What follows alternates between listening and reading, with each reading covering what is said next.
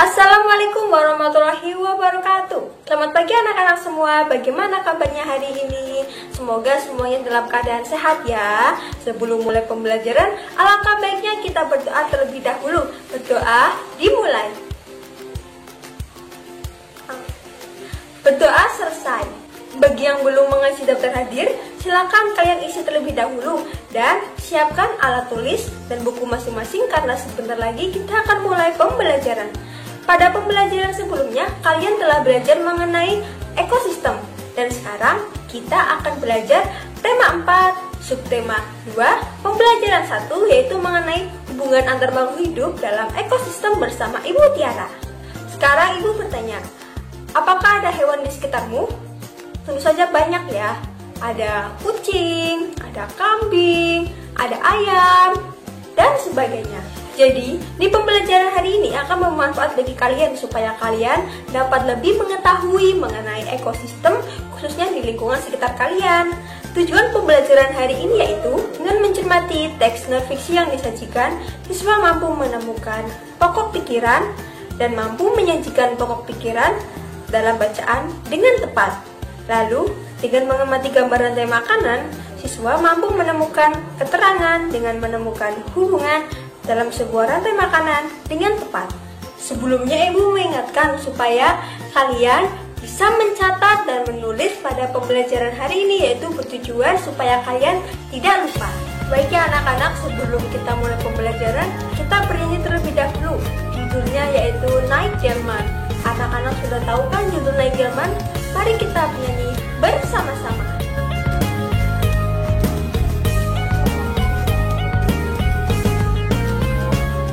Pada hari Minggu ku turut ayah ke kota, naik delman istimewa ku duduk di muka.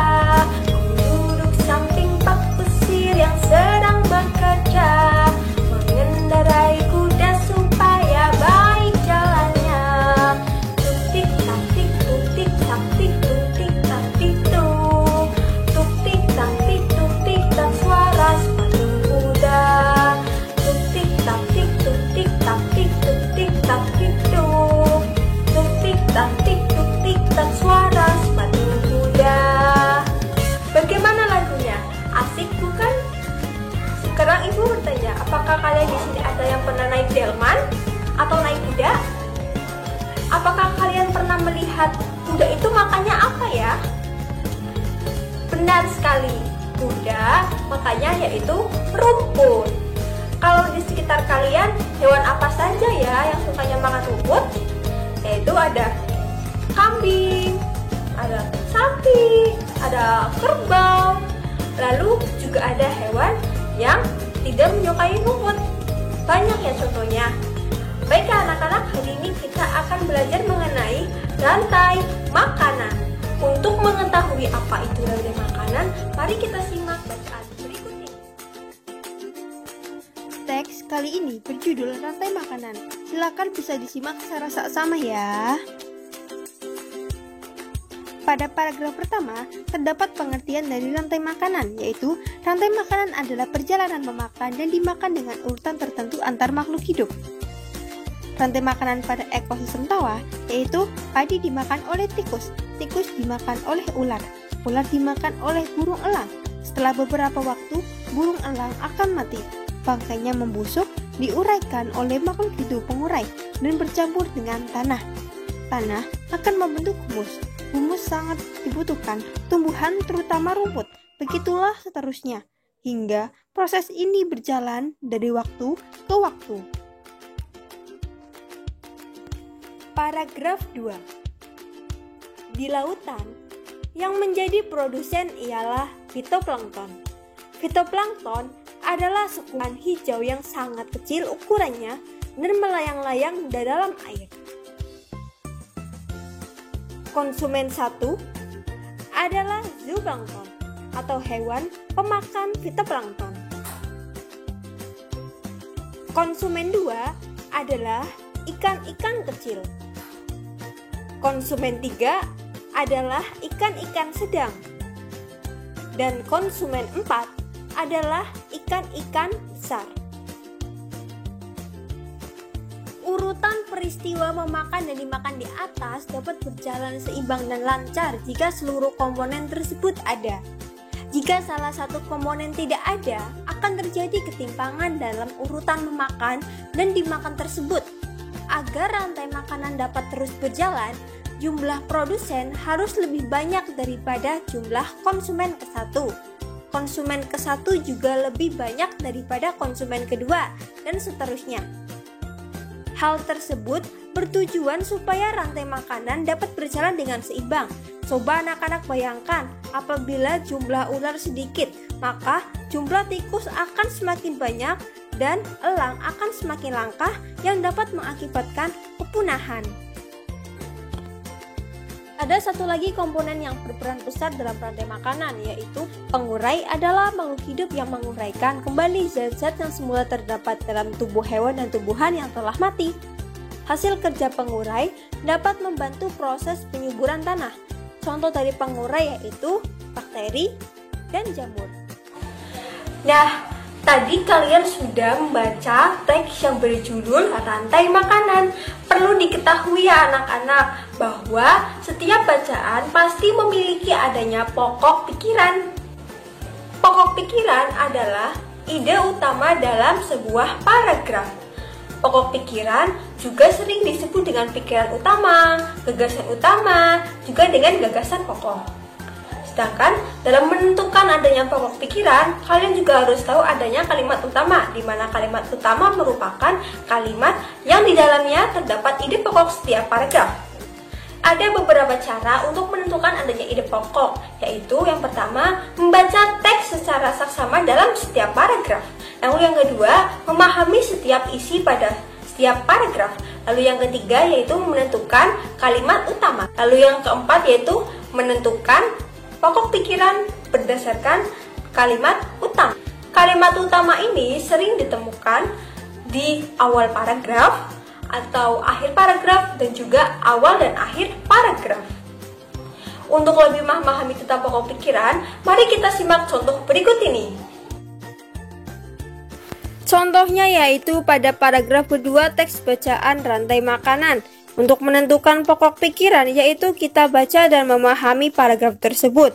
Berdasarkan paragraf tersebut dijelaskan bahwa terjadi proses rantai makanan di lautan, di mana fitoplankton sebagai produsen yang dimakan oleh zooplankton lalu dimakan oleh ikan-ikan kecil, ikan-ikan sedang, dan ikan-ikan besar. Maka kita dapat menentukan bahwa pokok pikiran paragraf kedua yaitu rantai makanan di laut. Setelah kita mengidentifikasi pokok pikirannya, kita dapat mengetahui kalimat utamanya. Kalimat utama pada paragraf kedua yaitu terdapat 5 komponen dalam rantai makanan di lautan, yaitu fitoplankton, zooplankton, ikan-ikan kecil, ikan-ikan sedang, dan ikan-ikan besar. Contoh kedua yaitu pada paragraf ketiga teks bacaan rantai makanan. Caranya untuk menentukan pokok pikiran kita baca dan memahami paragraf tersebut. Pada paragraf tersebut dijelaskan bahwa dalam rantai makanan diperlukan adanya komponen seperti jumlah produsen yang harus lebih banyak daripada konsumen satu, lalu jumlah konsumen satu harus lebih banyak daripada konsumen dua. Maka, pokok pikiran paragraf ketiga pada teks bacaan rantai makanan yaitu syarat keseimbangan rantai makanan. Dan kalimat utama pada paragraf tersebut yaitu terletak pada awal paragraf, yaitu pada kalimat pertama. Seperti yang kita ketahui ya, bahwa kalimat utama itu letaknya bisa di awal, bisa di akhir, atau juga campuran.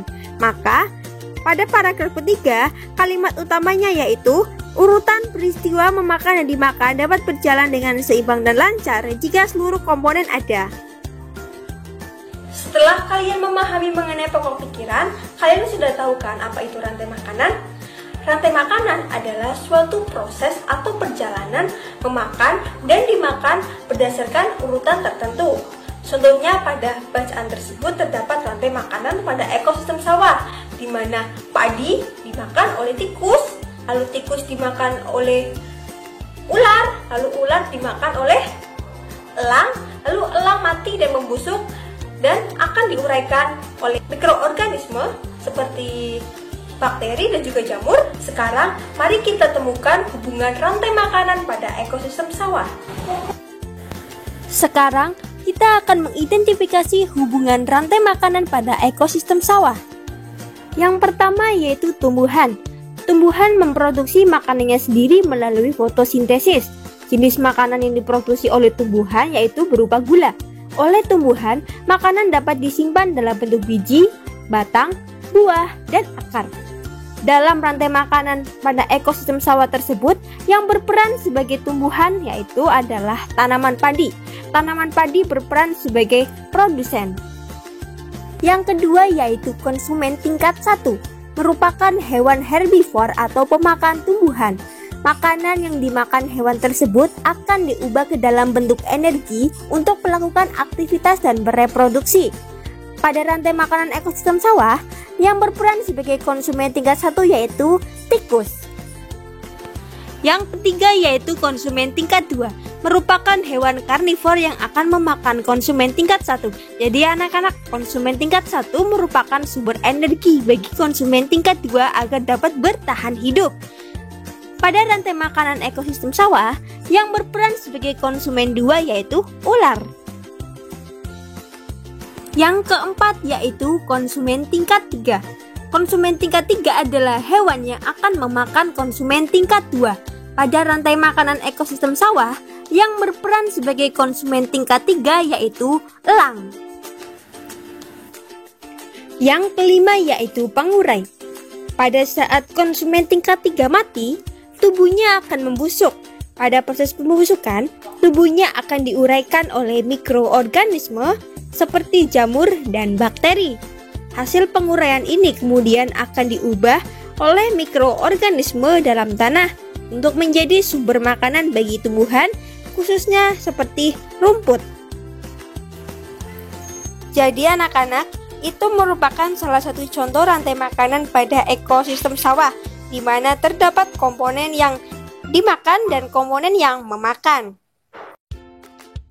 Baik ya anak-anak, selain rantai makanan pada ekosistem sawah, Ibu juga punya salah satu contoh rantai makanan pada ekosistem padang rumput.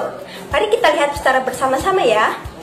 Berikut merupakan salah satu contoh rantai makanan pada ekosistem padang rumput. Sekarang, mari kita identifikasikan komponen-komponen yang ada pada rantai makanan tersebut ya. Yang pertama yaitu rumput. Rumput di situ berperan sebagai produsen. Lalu yang kedua, terdapat zebra sebagai konsumen tingkat 1. Lalu terdapat singa sebagai konsumen tingkat 2. Lalu yang keempat terdapat pengurai yaitu berupa jamur. Sekarang tugas kalian yaitu menuliskan keterangan mengenai hubungan rantai makanan pada ekosistem padang rumput tersebut seperti yang telah Ibu contohkan sebelumnya ya. Dan apabila kalian telah selesai mengerjakan tugas tersebut, kalian bisa mengumpulkan tugas tersebut ke Ibu ya. Baik ya anak-anak, sekarang kita sudah berada di ujung pembelajaran. Apa yang kita pelajari hari ini? Kalian pasti sudah paham kan? Yang kita pelajari hari ini yaitu kita sudah belajar mengenai rantai makanan, di mana dalam teks rantai makanan tersebut kita sudah mengetahui adanya pokok pikiran dan juga kalimat utama. Pokok pikiran adalah suatu ide dalam setiap pokok paragraf. Lalu kalimat utama merupakan suatu kalimat yang di dalamnya terdapat ide pokok. Setelah itu, kita juga sudah belajar mengenai rantai makanan, di mana rantai makanan merupakan suatu proses atau perjalanan memakan dan dimakan dalam urutan tertentu. Contohnya yaitu tadi ada terdapat salah satu rantai makanan pada ekosistem sawah, lalu juga ada ekosistem padang pasir. Sebelum menutup pembelajaran hari ini, silakan kalian mengerjakan soal evaluasi yang telah disediakan ya, dan jangan lupa untuk dikumpulkan. Berdasarkan pembelajaran hari ini, kita harus senantiasa bersyukur dan menyayangi berbagai hewan-hewan, makhluk hidup yang ada di sekitar rumah kita dan di lingkungan kita. Untuk pembelajaran selanjutnya, kalian persiapkan peralatan apapun yang dibutuhkan pada pembelajaran berikut. Karena kita sedang menghadapi pandemi COVID-19, alangkah baiknya anak-anak tetap waspada dan berhati-hati supaya kalian terhindar dari adanya virus corona dengan menerapkan 3M, yaitu memakai masker, menjaga jarak, dan jangan lupa untuk mencuci tangan menggunakan air mengalir dan juga sabun. Sebelum mengakhiri pembelajaran, mari kita berdoa terlebih dahulu. Berdoa dimulai. Berdoa selesai. Sekian dan terima kasih. Wassalamualaikum warahmatullahi wabarakatuh.